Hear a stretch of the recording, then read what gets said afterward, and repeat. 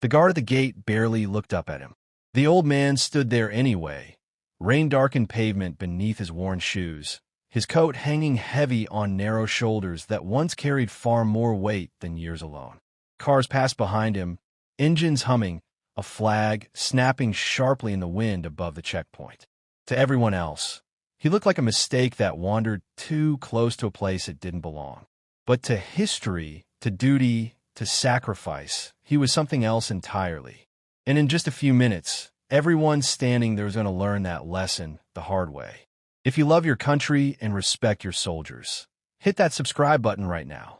The veteran's name was never spoken at the gate. It wasn't asked for. It wasn't offered.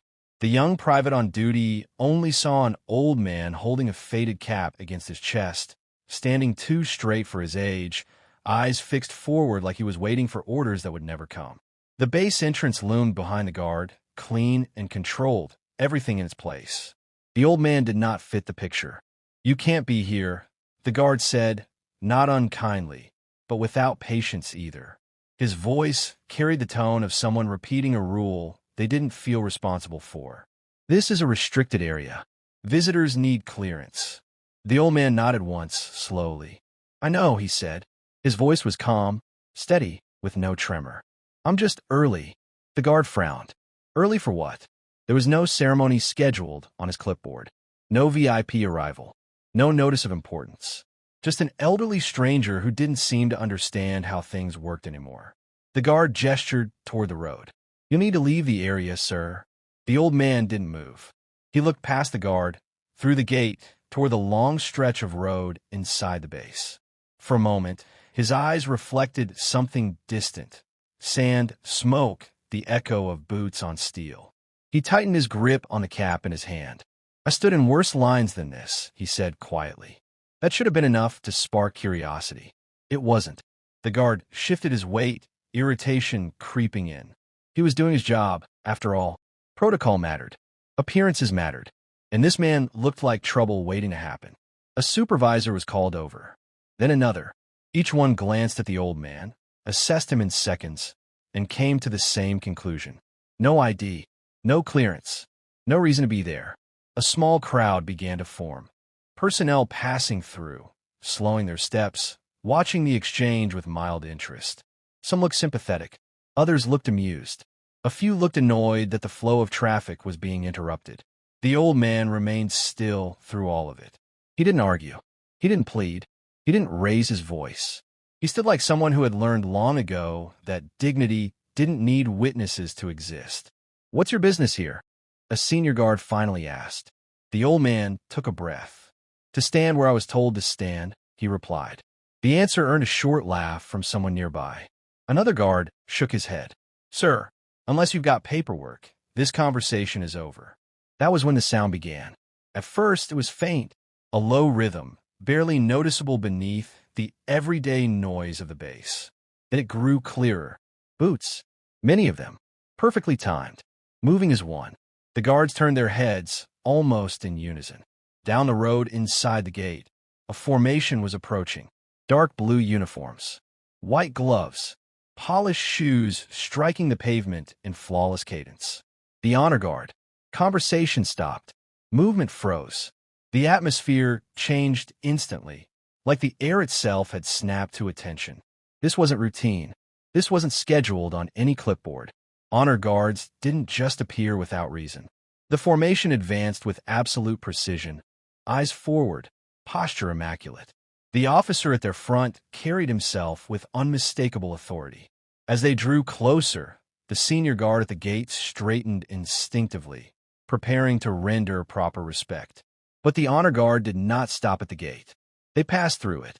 They marched directly toward the old man. Confusion rippled through the onlookers. Guards exchanged glances.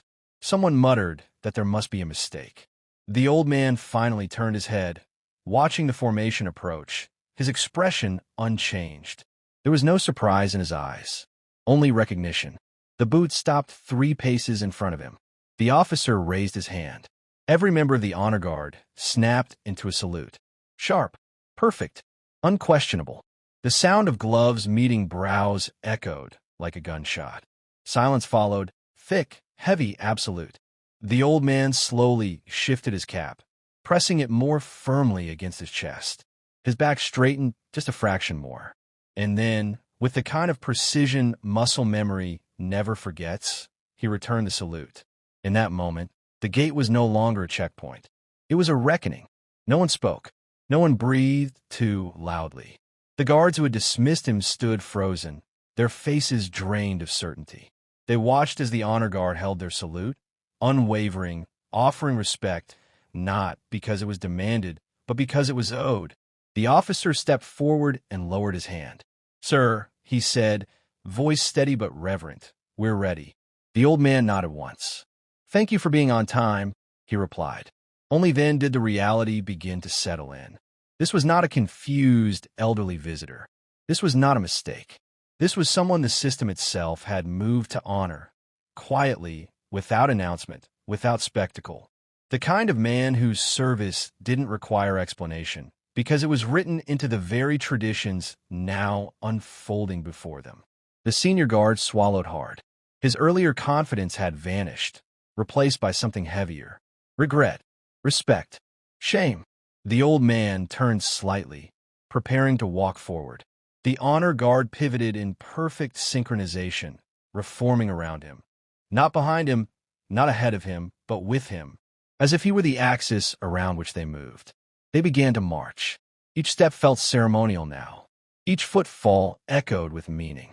Personnel along the road stopped what they were doing. Salutes rose instinctively. Conversations died mid-sentence. Even those who had no idea who the old man was could feel it. This was history walking past them, wrapped in an aging coat, carried by discipline and memory. As they moved deeper into the base, the senior guard finally found his voice. "Sir," he called out, unable to stop himself. The old man paused. The formation halted with him. The guard approached slowly, removing his cap. "I didn't know," he said. It wasn't an excuse. It wasn't a defense. It was an admission. The old man studied him for a moment. Years of command weighed in that look, years of seeing young faces before battles they weren't ready for. "You weren't supposed to," he said. "That's not how respect works." The words hit harder than any reprimand. The old man turned back forward. The honor guard resumed their march. They reached the ceremonial grounds as the wind carried the flag overhead. The old man stepped into position, exactly where he had been told to stand, decades ago, by orders that had outlived the men who gave them. The honor guard formed a perfect line behind him. Once more, the officer raised his hand.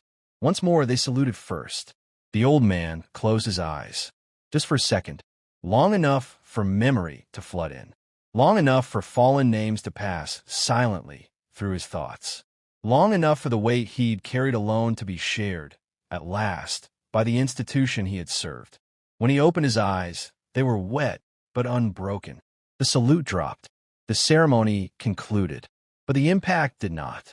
Word spread fast that day, about the old veteran at the gate, about the honor guard that arrived unannounced, about the lesson no manual could teach. Because uniforms can fade, papers can be lost, time can erase faces and names. But respect, real respect, recognizes service even when the world forgets to look closely. The old man left the base the same way he arrived, quietly, without applause, without explanation. But no one who saw him walk past that gate would ever forget what happened there. And neither should we. From which part of the country are you watching this video?